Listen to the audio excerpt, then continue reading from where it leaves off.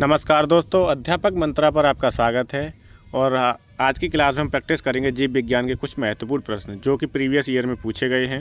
UP triple S सी से होने वाली परीक्षा हो या यूपी पीसीएस से, उन सभी परीक्षाओं में यहाँ से प्रश्न बने हैं। ठीक, तो चलिए शुरू करते हैं आज की क्लास का पहला प्रश्न।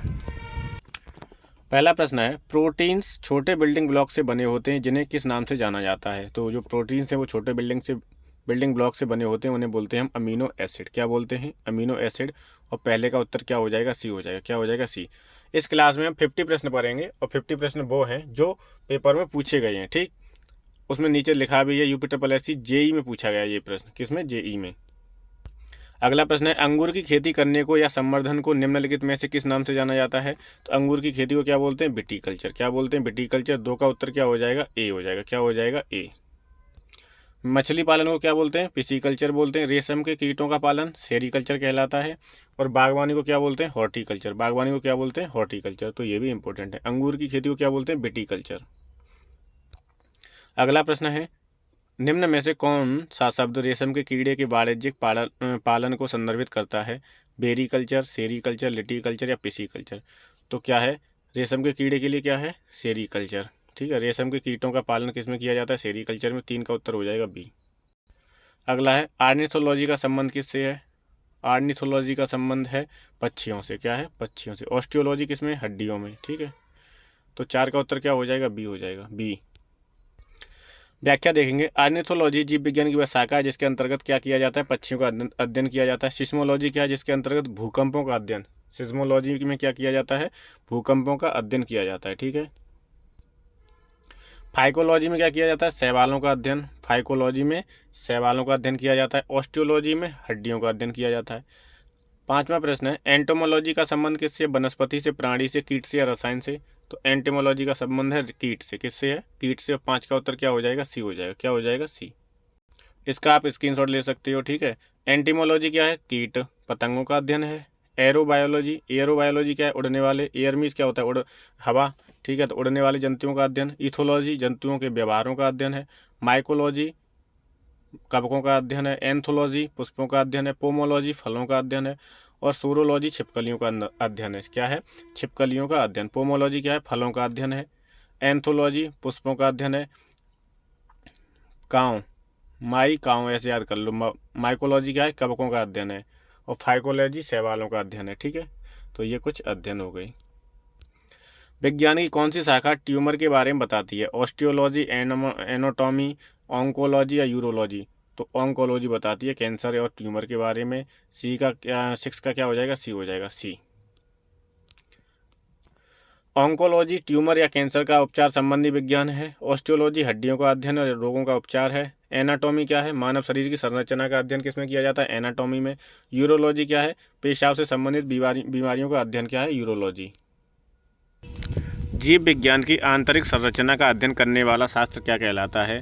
तो वो कहलाता है शरीर रचना विज्ञान। क्या कहलाता है? शरीर रचना विज्ञान। और 7 का उत्तर क्या हो जाएगा? ए हो जाएगा। क्या हो जाएगा? ए। अगला प्रश्न है, चींटियों के अध्ययन को क्या बोलते हैं? मर्मिकोलॉजी, हर्पेटोलॉजी, नेमाटोलॉजी या न्यूडोलॉजी। तो चींटियों के अध्ययन को क्या बोलते हैं? मर्मिकोलॉजी। क्या बोलते हैं? मर्मिकोलॉजी। 8 का उत्तर क्या हो जाएगा? ए हो जाएगा। लोअर तृतीय में पूछा गया था 2016 में। चींटियों के अध्ययन को मर्मिकोलॉजी के बोलते हैं। हर्पेटोलॉजी में क्या होता है? सरीसृप वर्ग का, उभयचर या रेप्टाइल का अध्ययन होता है। नेमेटोलॉजी में क्या होता है? निमोटेड का अध्ययन होता है। और नीडोलॉजी में क्या होता है? पक्षियों के घोंसलों का अध्ययन हो जाता है। तो नीडोलॉजी क्या है? पक्षियों के घोंसले से संबंधित अध्ययन किसमें किया जाता है? नीडोलॉजी में। ठीक, चींटियों का अध्ययन क्या कहलाता है? मर्मिकोलॉजी। मर्मिकोलॉजी। घाव का अध्ययन क्या कहलाता है? कैलोलॉजी, ऑन्कोलॉजी, ट्रोमेटोलॉजी या डर्मेटोलॉजी। तो घाव का अध्ययन कहलाता है ट्रोमेटोलॉजी। स्किन का जो अध्ययन क्या करते हैं हम लोग, स्किन का, वो डर्मेटोलॉजी में आता है। ऑन्कोलॉजी में किसका अध्ययन होता है? कैंसर का या फिर ट्यूमर का। कैंसर या ट्यूमर का अध्ययन किसमें होता है? ऑन्कोलॉजी में। पीडियाट्रिक्स निम्नलिखित में से किसके अध्ययन से संबंधित है? पीडियाट्रिक्स क्या होता है? अस्थि रोग का, हृदय रोग का या शिशु रोग या नेत्र रोग। तो पीडियाट्रिक्स कौन होता है? शिशु रोग होता है।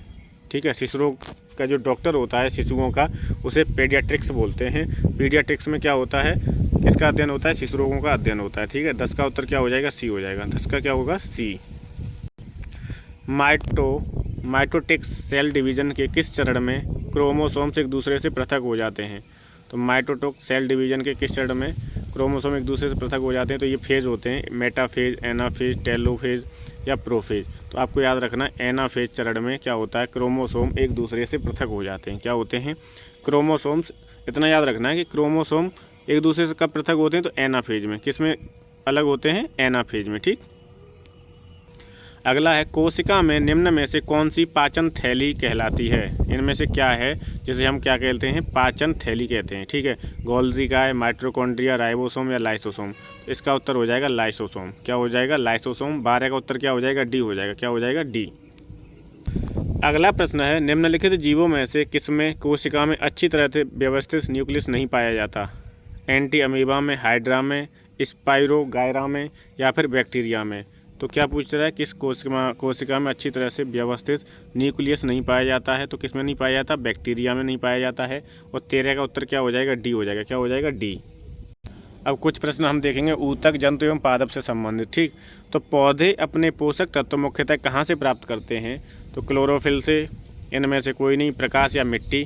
तो पौधे अपने पोषक तत्व मिट्टी से प्राप्त करते हैं। और 14 का उत्तर क्या हो जाएगा? डी हो जाएगा। क्या हो जाएगा? डी। अगला प्रश्न है, फ्लोएम एक ऊतक है जो निम्नलिखित में से किस में पाया जाता है? तो फ्लोएम किस में पाया जाता है? पौधों में पाया जाता है। फ्लोएम किस में पाया जाता है? पौधों में। और 15 का उत्तर क्या हो जाएगा? ए हो जाएगा। ठीक है। 15 का उत्तर क्या होगा? ए। फ्लोएम एक पादप ऊतक है। यह जाइलम की भांति ही पौधों की जड़, तना तथा पत्ती में पाया जाता है। यह पत्तियों द्वारा तैयार भोज्य पदार्थ को पौधों के विभिन्न भागों तक पहुँचाता है। ठीक है। भोज्य पदार्थों को पौधों के विभिन्न भागों तक पहुंचाता है। जबकि जाइलम का मुख्य कार्य क्या है? जल को तने द्वारा जड़ से पत्ती तक पहुंचाना। जाइलम का क्या कार्य है? जल का। जल को कहाँ पहुंचाएगा? तने। जल को तने द्वारा जड़ से पत्ती तक पहुंचाता है जाइलम। और फ्लोएम क्या करता है? पत्तियों द्वारा तैयार भोज्य पदार्थ को, ये भोजन के लिए रहता है। किसके लिए? भोज्य पदार्थ को पहुँचाने का कार्य कौन करता है? फ्लोएम। और दोनों ये किसके हैं? पौधों के हैं। पादप कोशिका में भित्ति निम्नलिखित में से किससे बनी होती है? ग्लूकोज से, सेल्यूलोज से, सुक्रोज से या फ्रक्टोज से? तो पादप कोशिका में जो भित्ति बनी होती है वो सेल्यूलोज से बनी होती है। और 16 का उत्तर हो जाएगा बी। क्या हो जाएगा? बी। एक पौधे की पत्ती में किस प्रकार की कोशिकाओं में क्लोरोफिल रहता है? एक पौधे की पत्ती में किस प्रकार की कोशिकाओं में? तो पेरेन्काइमा, कोलेन्काइमा, स्क्लेरेन्काइमा या जाइलम? तो पेरेन्काइमा में क्या पाया जाता है? कोशिकाओं में क्लोरोफिल रहता है। पेरेन्काइमा नाम की जो कोशिकाएं होती हैं उनमें क्या होता है? उसमें होता है क्लोरोफिल। 17 का उत्तर हो जाएगा ए। अगला प्रश्न है, क्लोरोफिल जलाया जाए तो कौन सा तत्व शेष बचेगा? Na, Mn, Fe या Mg? तो क्या बचेगा? मैग्नीशियम बचेगा। क्या बचेगा? Mg। ठीक है। तो 18 का उत्तर क्या हो जाएगा? Mg हो जाएगा। पर्णहरिम क्लोरोफिल की भस्म में क्या बचेगा? Mg बचेगा, जिसे हम क्या बोलते हैं? मैग्नीशियम पाया जाता है, जो पौधों में प्रोटीन संश्लेषण, प्रकाश संश्लेषण तथा वसा संश्लेषण क्रियाओं के लिए आवश्यक होता है।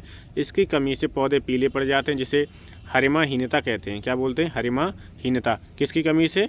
तो Mg, मैग्नीशियम की कमी से पौधे क्या पीले पड़ जाते हैं, और इसे क्या बोलते हैं? हरिमाहीनता। अगला प्रश्न है, निम्नलिखित में से किसे हमारे शरीर के मूल खंड बिल्डिंग ब्लॉक के नाम से जाना जाता है? कार्बोहाइड्रेट, प्रोटीन, वसा या खनिज पदार्थ? तो बिल्डिंग ब्लॉक के नाम से किसे जाना जाता है? प्रोटीन को। 19 का उत्तर हो जाएगा बी। क्या हो जाएगा? बी। पर्याप्त मात्रा में कार्बोहाइड्रेट प्राप्त करने के लिए व्यक्ति को पर्याप्त मात्रा में क्या चाहिए? मांस, चावल, गाजर या मछली? तो क्या पूछ रहा है? कार्बोहाइड्रेट किस में होता है? सबसे ज़्यादा किस में होता है? चावल में। तो चावल चाहिए। 20 का उत्तर क्या हो जाएगा? बी हो जाएगा। क्या हो जाएगा? बी।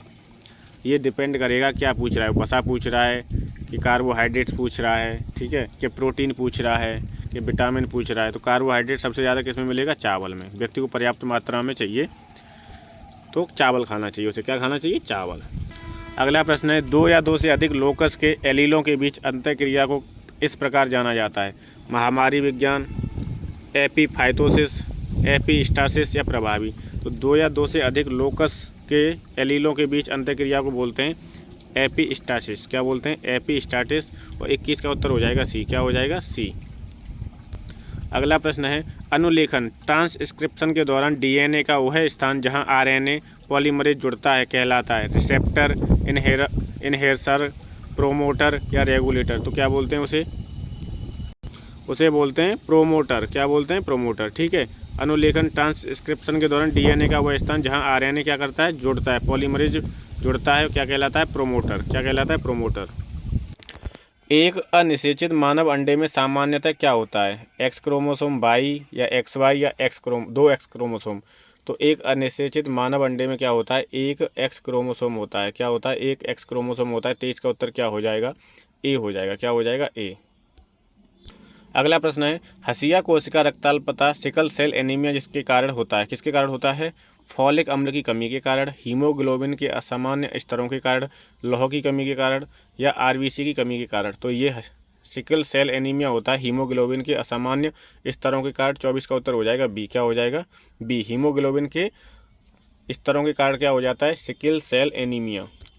निम्नलिखित में से कौन सा रोग पुरुषों की तुलना में महिलाओं में बहुत कम पाया जाता है? निकट, किडनी में पथरी या ब्रेन ट्यूमर या बड़ा अंधता, कलर ब्लाइंडनेस। तो सबसे कम महिलाओं में कौन सा रोग पाया जाता है पुरुषों के कंपेयर में? बड़ा अंधता, जिसे हम क्या बोलते हैं? रतौंधी कलर ब्लाइंडनेस। किसकी कमी से होता है? विटामिन ए की कमी से। क्रोमोसोम टर्नर सिंड्रोम में प्रभावित होते हैं। 45 क्रोमोसोम टर्नर सिंड्रोम में प्रभावित होते हैं। तो इसका उत्तर हो जाएगा 45। क्या हो जाएगा? 45। ठीक है, क्रोमोसोम 45 टर्नर सिंड्रोम में। देखो ऐसा है, कितने होते हैं? 23 जोड़े होते हैं। और कितने हो गए? 23 जोड़े में 46 क्रोमोसोम हो गए।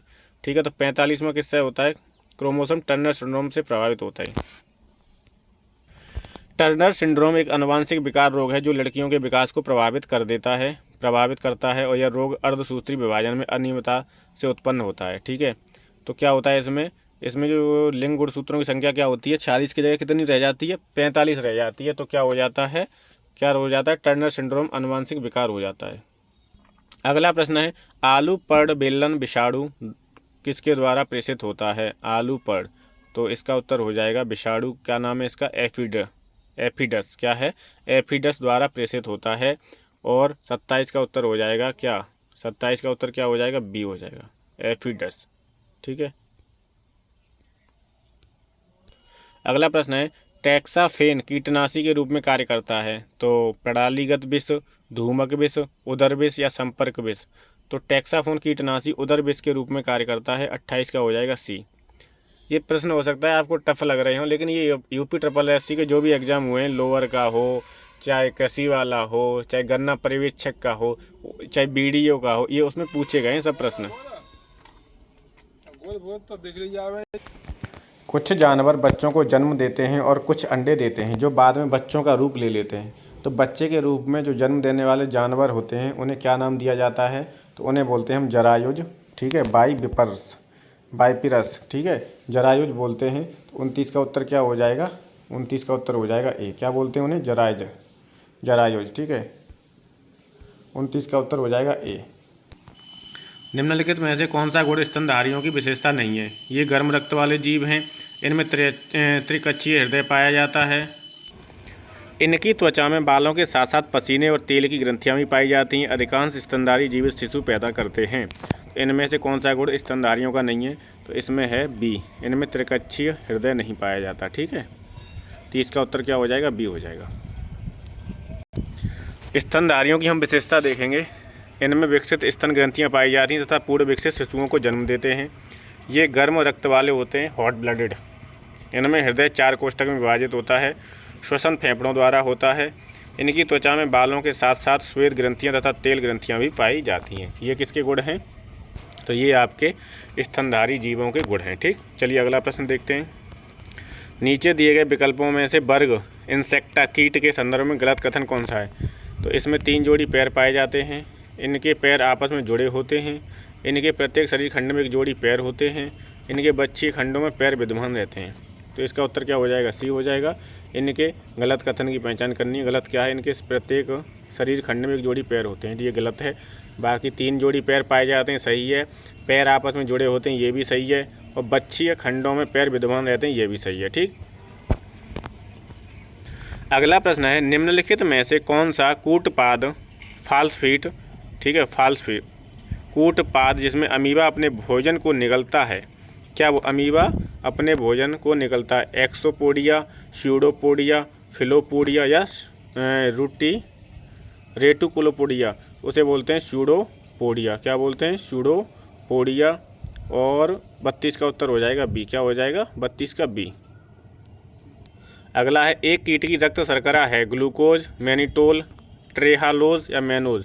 तो एक कीट की रक्त शर्करा को क्या बोलते हैं? ट्रेहालोज। ठीक है, सी हो जाएगा। 33 का क्या हो जाएगा? सी उत्तर सही है। इनमें से कौन सा जीव उड़ सकता है? हॉर्नबिल, ऑस्ट्रिच, एमू और पेंगुइन। तो हॉर्नबिल है जो वो उड़ सकता है, बाकी जो तीनों हैं ऑस्ट्रिच, एमू और पेंगुइन ये उड़ नहीं सकते। ठीक है, तो इन्हें याद रखना है आपको कि एमू, ऑस्ट्रिच और पेंगुइन उड़ नहीं सकते, जबकि हॉर्नबिल उड़ सकता है। कौन सा जीवित पक्षी विश्व का सबसे छोटा अंडा देता है? हॉर्नबिल, बी हमिंगबर्ड, गल या कठफोड़वा। तो बी हमिंगबर्ड क्या है? वो सबसे छोटा अंडा देती है, जीवित पक्षी है जो विश्व का सबसे छोटा अंडा कौन देता है? B hummingbird. ये तो सबको ही पता होगा कि रेगिस्तान का जहाज किस जानवर को कहा जाता है। तो रेगिस्तान का जहाज किसे कहते हैं? हम ऊँट को कहते हैं। और 36 का उत्तर क्या हो जाएगा? 36 का उत्तर हो जाएगा बी। क्या हो जाएगा? बी। अगला प्रश्न है निम्नलिखित में से कौन संसार में सबसे अधिक तीव्रता से काटता है? तो अफ्रीकी बिच्छू, पनामा की दीपक, ऑस्ट्रेलिया की गिलहरी या भारतीय कोबरा। तो सबसे तेज कौन काटता है? पनामा की दीपक, पनामा की दीमक काटती है। ठीक है। अच्छा, एक बार पीसीएस में प्रश्न पूछा गया था कि किससे मीथेन गैस का उत्सर्जन कहाँ से होता है? तो दीमक के पात से भी मीथेन गैस निकलती है। ठीक है, याद रखना है, दीमक के पात से। निम्नलिखित पशुओं में से कौन सा पशु स्तनपायी प्राणी समूह का नहीं है? इनमें से कौन सा है जो स्तनपायी प्राणी समूह का नहीं है? कंगारू, स्कोलियोडोन, हिप्पोपोटामस या व्हेल मछली। तो इसका उत्तर हो जाएगा स्तनपायी समूह का कौन सा नहीं है? स्कोलियोडोन। कौन नहीं है? स्कोलियोडोन नहीं है। ठीक है, बाकी कंगारू, हिप्पोपोटामस और व्हेल मछली ये सब स्तनपायी जीव में आते हैं। ठीक है, सबसे बड़ा स्तनपायी कौन है? तो व्हेल मछली ही है। ये व्यायाम प्रशिक्षक में पूछा गया था, कब? 2018 में। तो कंगारू, हिप्पोपोटामस और व्हेल स्तनपायी प्राणी समूह में है, जबकि स्कोलियोडोन एक मत्स्य वर्ग का प्राणी है। किसका है? मत्स्य वर्ग का। एक ही समय में दोनों तरफ कौन सा प्राणी देख सकता है? गिरगिट, छिपकली, सर्प या कछुआ। गणना पर्यवेक्षक में पूछा गया है। तो गिरगिट जो है वो एक ही समय में दोनों तरफ देख सकता है। कौन? गिरगिट। 39 का हो जाएगा ए। अगला प्रश्न है केंचुए का उत्सर्जी अंग कौन सा है? ज्वालामुखी कोशिकाएं, नेफ्रिडिया, गुर्दा या फेफड़े। तो केंचुए का उत्सर्जी अंग होता है नेफ्रिडिया। क्या होता है केंचुए का उत्सर्जी अंग? नेफ्रिडिया होता है। 40 का हो जाएगा बी। क्या हो जाएगा? बी। अधिकांश कीट किस प्रकार श्वास लेते हैं? त्वचा के द्वारा, गलफड़े के द्वारा, फेफड़े के द्वारा या ट्रेकिया प्रणाली के द्वारा। तो अधिकांश जो कीट हैं वो किसके द्वारा श्वास लेते हैं? ट्रेकिया प्रणाली के द्वारा। और 41 का हो जाएगा डी। क्या हो जाएगा? डी। अगला प्रश्न है मकड़ी में श्वसन अंग कौन सा है? शरीर की सतह, बुक लंग्स, बुक गिल्स या एयर ब्लैडर। तो मकड़ी में श्वसन अंग कौन सा है? बुक लंग्स है। 42 का क्या हो जाएगा? बी हो जाएगा। क्या हो जाएगा? B, book lungs. 42 का हो जाएगा बी। वयस्क बिल्ली के कुल कितने दांत होते हैं? अपने कितने होते हैं? 32। और बिल्ली के कितने होते हैं? 2 कम होते हैं, 30 होते हैं बिल्ली के। कितने होते हैं? एक वयस्क बिल्ली के 30 दांत होते हैं। कितने दांत होते हैं? 30।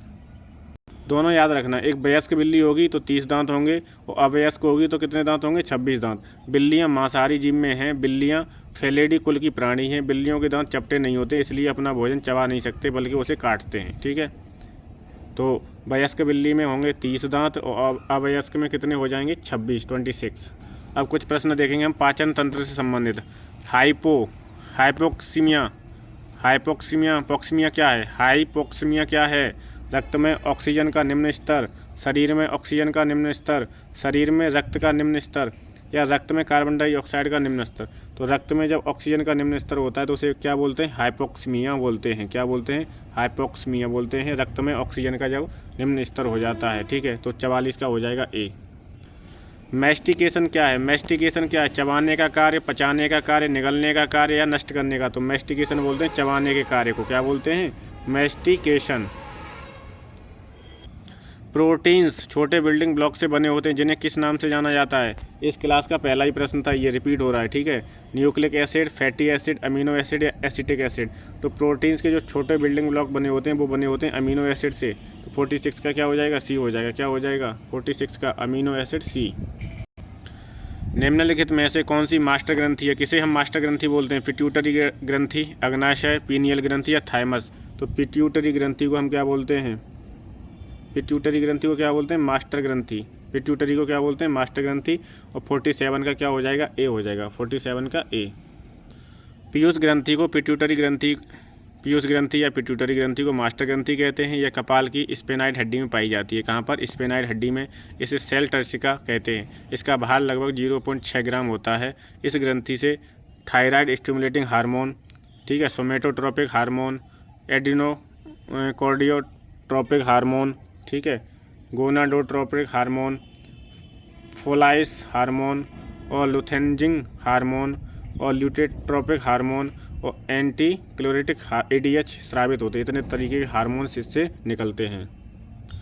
निम्नलिखित में से किस जानवर की छोटी आंत होती है, किस जानवर की छोटी आंत होती है, खरगोश की, शेर की, बकरी की या गाय की। तो सबसे किस जानवर की छोटी आंत होती है, शेर की। 48 का क्या हो जाएगा, बी। आंतों की लंबाई के आधार पर मांसाहारी जंतुओं में शाकाहारी जंतुओं की अपेक्षा बहुत छोटी आंत होती है। जैसे शेर, बाघ, चीता आदि मनुष्यों में सबसे लंबी आंतें पाई जाती हैं, ठीक है। तो जो मांसाहारी जीव होगा उसकी आंत कैसी होगी, छोटी होगी लंबाई के आधार पे। हमारे शरीर में हमारे कुल पोषक तत्व और खनिज अवशोषण का 90% हिस्सा कहाँ होता है, पोषक तत्वों का। वृक्क में, बड़ी आंत में, अमाशय में, छोटी आंत में। तो कहाँ पर होता है, छोटी आंत में।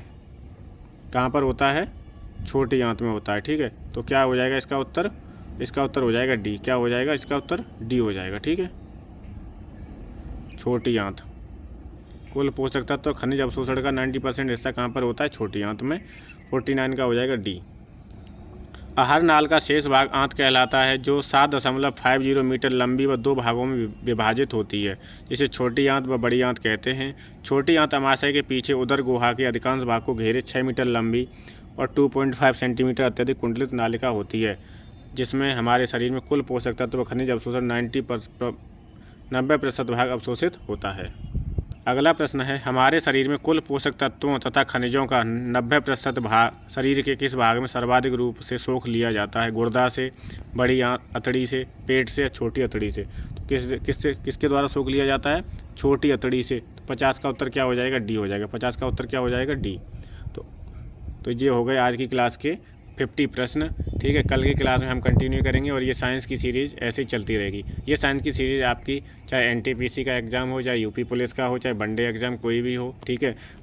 पेपर ये क्वेश्चन का जो लेवल देखा होगा आपने अच्छा खासा है, तो RO, ARO, PCS में भी इस तरीके के प्रश्न पूछे जा सकते हैं। तो ये सीरीज़ सबके लिए इम्पोर्टेंट है, ठीक है। तो आज की क्लास को यहीं समाप्त करते हैं। Thank you so much. अध्यापक मंत्रा के साथ जुड़ने के लिए धन्यवाद।